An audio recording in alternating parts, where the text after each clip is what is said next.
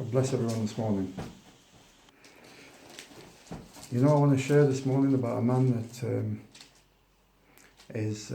that I'm a big fan of in the Bible, always have been.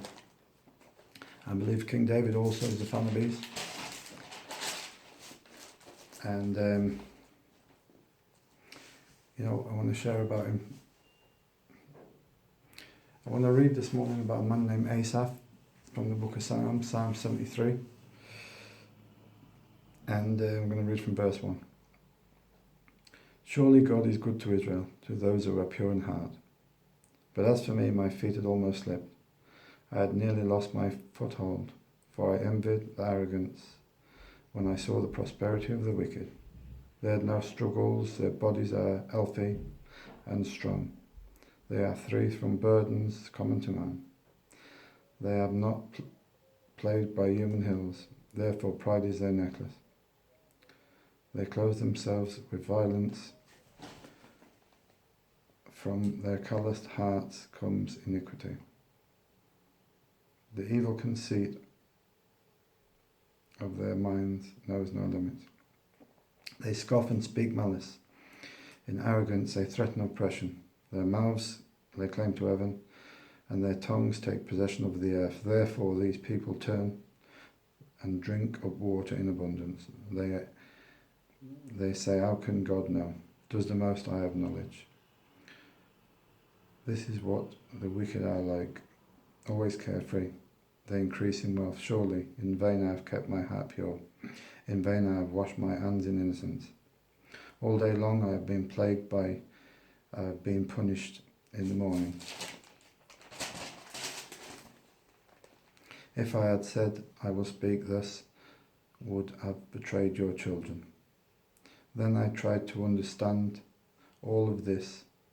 It was oppressive to me. Couldn't understand it. Until I entered the sanctuary of God.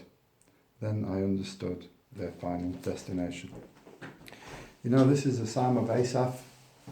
I believe that he was a musician between the Tabernacle and First Temple period, about 1,000 years before Christ. We know that King David was a fan because you're reading the book of Chronicles, 1 Chronicles 25. It speaks about Asaph being appointed as and his children as musicians for the temple. You know what I like about Asaph so much is his honesty. He understands the state of his own heart. You know, even though King David was a great man, he had to have someone else come in to point his error out, point his problems out. You know, Nathan the prophet had to come and tell him where he was going wrong. But not so with Asaph, because Asaph was a man that spoke about his own failings, his own shortcomings. And you know what Asaph said? He said, I almost slipped. My feet almost slipped. He's so honest and so truthful. It would have been a big thing at that time. You know, he says, I envied the prosperity of the wicked. I envied the arrogance. I seen how they lived. I seen what they was getting and I wanted it. I envied them. And, you know, because of this, he says, because of his envy, because of he was sidetracked, his mind was on the things of the world and what people was getting, he almost lost his foothold, he almost slipped, he almost backslid, went down the wrong road. And you know, at this time of Asaph, you're talking, there's probably only a couple 100 million people on the world. Now there's 7 or 8 billion people in the world, thousands and thousands and thousands more time, billions more people than what there was about then. At this time it was a primitive sort of time, there was no social media or anything like that, electric or whatever. So there was no connection, no interlink. There wasn't bombarded with the rubbish and the filth. And they had a place to go and worship, and this man was around there all the time, involved with the things of God, and you know, they would have had good fellowship, I believe, and fellowship meals and stuff like that. But yet, with all this, and a pure man, a good man, a man that's righteous before God, he still nearly slipped. He still nearly lost his footing. And you know, if that could happen to a man like that had all these benefits and had all these godly people around him, and himself was a godly man, how much more can that happen to me and to you today? You know, there is so much more sin and corruption in the world today. Over half the world is connected by the mobile phone. All they are is a source for rubbish and pride and nonsense, you know, to brag and to show what people's got. That's what most of it seems to be. We know that they're probably influenced by evil men and Satan. And everything else is interconnected. We're bombarded every single day with all the filth and the rubbish of this world. But you know, if he was sidetracked then, how much more can we be? If he nearly lost his footing, how much more can we nearly lose it? You know, we have to sometimes be honest with ourselves and look into our own hearts. And the only way we can do that is like Asaph's done it. He entered the sacred place. He entered where the presence of God was. You know, he says, I tried to make sense of it. I tried to make sense of what was happening in the world, but it was oppressive to me. It got me down. I couldn't understand it. I couldn't make any sense of it.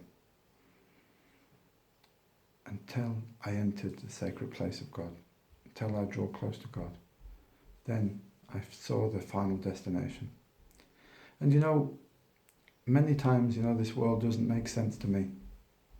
You know, I see evil, wicked people that, you know, got abundance of wealth and health. Evil, nasty, wicked people. And you know, I'm not speaking about what people have, because I love to see people get on, and I love to see people at work prosper. I really do, and I believe it's a blessing. But you know, when evil, wicked people get it, sinful, horrible, wicked, evil people get it, and they prosper and prosper, all for the self-gain, you know, and then I see men of God, great men of God that's trying to help people, living holy lives, trying to make other people's lives better. That they get tortured, they're struck with illness and sickness and family problems. I can't make sense of it. It doesn't make any sense to me, none whatsoever. And you know, it won't make sense, and Christianity will not really make sense from a worldly perspective. It doesn't make sense to put other people before yourself. In a worldly perspective, it doesn't make sense that godly men suffer and evil men go from strength to strength. That doesn't make sense. It only makes sense when you're in the sanctuary of God, when you're on your hands and knees, when you're close to God. Then you can see the outcome of it all. Because many, you know, two wonderful men died a couple of weeks ago. No mention of them. David Pawson, Ravi Zachariah, you know, two beautiful, wonderful men of God, I believe. I think Jacob Purcell, one of the only top theologians left from this country, and now he's gone to be with the Lord. A man that probably suffered greatly through his life. But you know, even though men of God might suffer in this world, you know, at any minute, people's lives can be taken from them. And it speaks about that. You know, if you read down further, it speaks about that.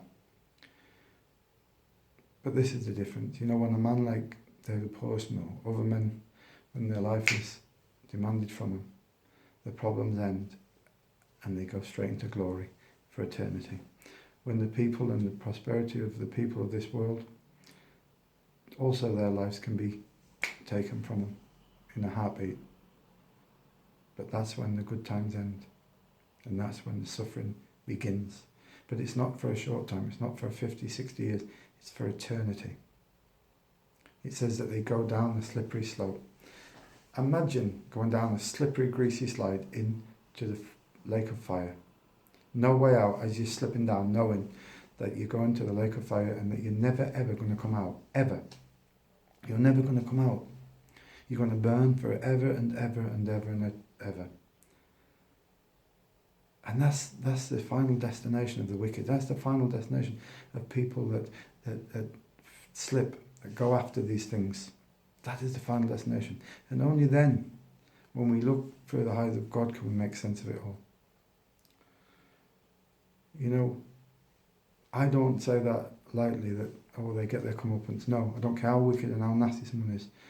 I want them to repent. Can you imagine going into the lake of fire and know that your suffering will never, ever, ever stop?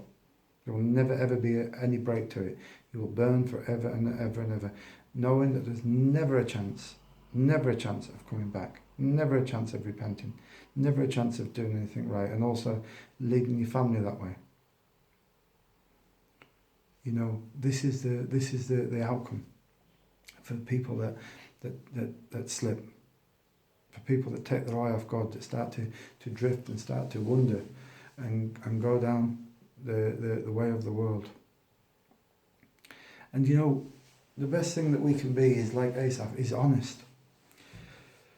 The best thing we can be is be honest with one another. Because, you know, the Bible loves honesty. It speaks about the two men went up to the temple. One confessed his sins and says, I'm no good, you know, I'm doing things wrong. The other one spoke about how good he was. And it says only the one that truly confessed went away justified. You know, a warning that Luke gives about the Bible, it says, beware of the yeast, beware of the sin of the Pharisees. You know, beware of the sin of the Pharisees, which is hypocrisy, pretending to be good when you're not, pretending to be holy and spiritual when all you're interested in is your self-gain and your self-worth and what you can get and what you can do with it. You know, hypocrisy is a sin that the Bible hates, pretending. You know, we have to be honest with ourselves. What have we been looking at? You know, I want to be honest this morning. I'm finding things very difficult, very hard. I hear wonderful messages and everyone is spot on. And they tell us what we should be doing, that is what we should be doing. You know, but I'm affected. I'm really affected with what's happening. I am. You know, I'm not, you know, how I should be.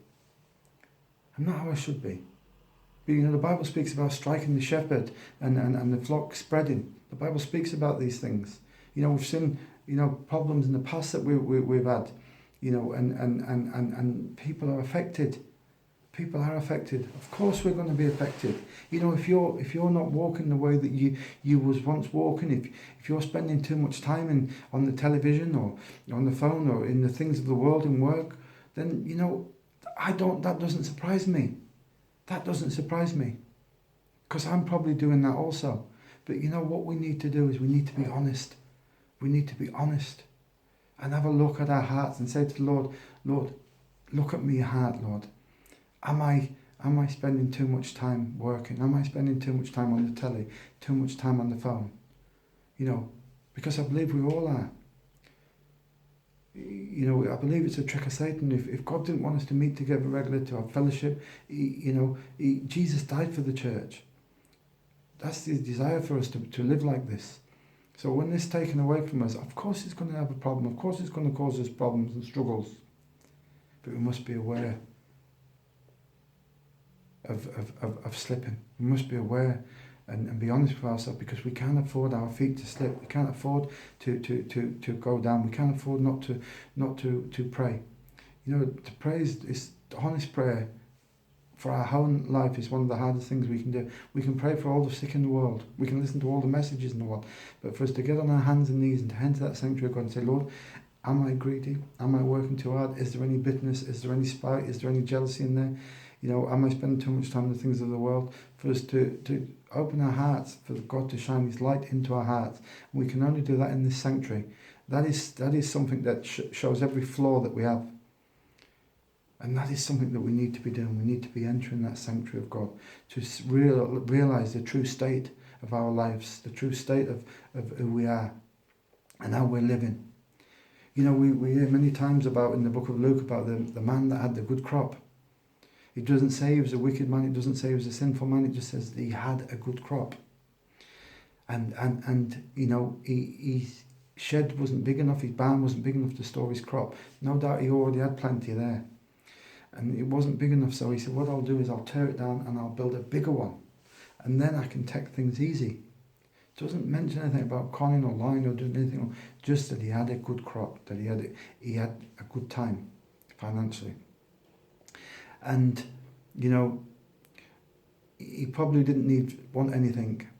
But he never said, you know, I've got what I need, you know, God will always meet me needs. I'm going to use this good crop to try and feed people, to try and help the people that's got less than me, to try and help the ones that's suffering, the ones that hasn't anything, to try and further the kingdom of God. No.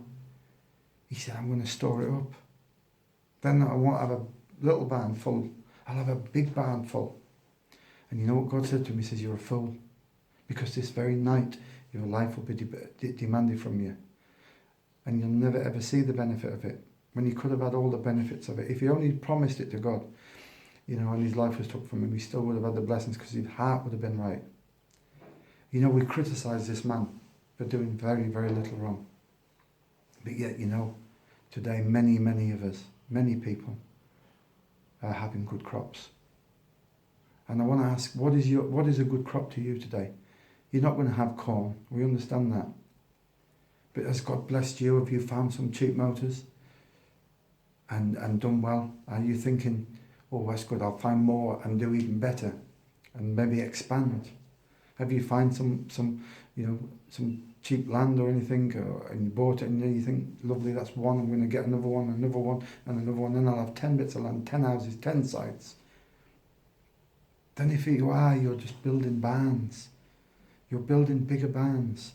You know, if work's coming in, if work's coming good, getting good, and you're thinking, well, you know, I'm going to really, really buckle down, I'm going to get as much done as I can, then I ask you a question, what are you going to do with it when you get it? What are you going to do with it? Are we going to be like the people of this world? Are we going to store up and say, you know, if I get it all and store up, I'm going to have it so easy. I can be a man of leisure. I don't have to worry about anything. Because if that is our heart and our desire, if that is the way we're thinking, then we are slipping. We're about to slip. And we have to be honest with ourselves. You know, we're not called into this world to store up and to you know, get as much as we can to have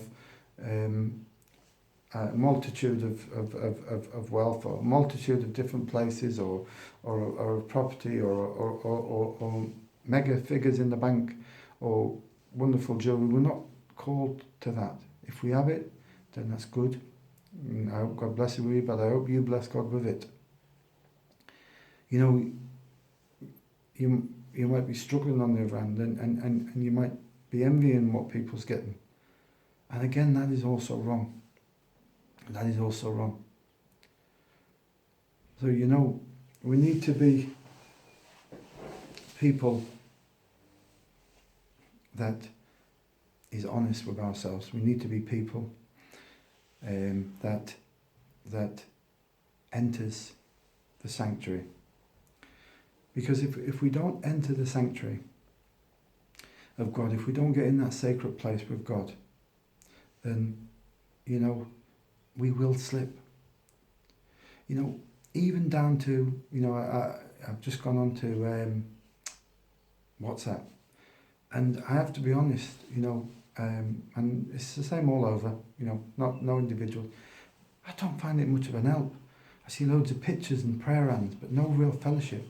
I don't hear anybody speaking, you know, about something they've learnt or teaching someone on it. I don't see this. I see bombarded with messages flying from every angle and pictures and prayer hands, but no communication. No one ringing and being honest, saying, you know, I'm struggling today, boys. You know, keep me in prayer, or you know, it's hard, isn't it? You know, being on our own. You know, but I've shared this, so, you know, I hope that encourages you, or, you know, does anyone need a phone call or a visit, or even ringing one another? We don't even hear a voice on WhatsApp, let alone anything else, unless it's praying for someone that's dying. You know, we need to use these things, what we have, to communicate, if we can't meet together, to speak to one another, to encourage one another, not just keep putting pictures and things like this on. And everyone's doing it. I understand this is what we do. But if we're separated, then we need to use what we have to come together and not just a text but a phone call to speak to one another. And we need more. We need to enter the sanctuary of God. We need to get into that holy place and to make sense of this world. We need to get into the holy place, into that sanctuary of God, our own personal time of prayer, praying for ourselves, our own lives, our own conditions, not just for the sick, but praying for ourselves. If we are right, if we are being patient, if we are being kind, if we are telling people about Christ in this horrible time, because that is the outcome of it, is hell. We will see, if we spend time in prayer, the final destination of the people that doesn't know God. We will also see the final destination of people who slip away from God. And people do slip away from God, no matter what anyone tells you. Don't listen to that rubbish. Of course they do. The Bible speaks about it in near enough every book. And some people don't come back. Some people don't come back. What we need to do more than anything is to be honest with God. Say, Lord, search my heart, Lord. Search my heart. What is my desires? What have I been looking at? What have I been watching? What is my desire for my life? Have I been planning to help with the things of God, to help the people of God, to encourage them? Have I been using my crop for the benefit of your kingdom? Or has my plans been to store up? And only God can give you them answers. You might be doing everything right. I know that Asaph ticked every box, he was doing everything right, but yet when he entered the sanctuary of God, when he spent time in prayer for his own life, his own direction, his own guidance, God shined that light in his life and showed him that he was envying the prosperity of the wicked. He wanted what the people had around him that wasn't, godly people. So I want to leave that with you. I want to thank you for listening. I hope you have a wonderful day. But yes, we need to do all these things. We need to pray and we need to do all these things. But we need to enter the sanctuary of God. We need to ask him to shine his mirror onto our lives. God bless, Lord. I thank you, my God, Lord, for helping me, Lord. Share this word, my God. And I hope, my God, it encourages, Lord. And I hope, my God, that I can do what it says, Lord Jesus, that I can not be a hypocrite or a pretender, my God, but that I can be like this man of God, Lord, that speaks honestly about my own spiritual condition.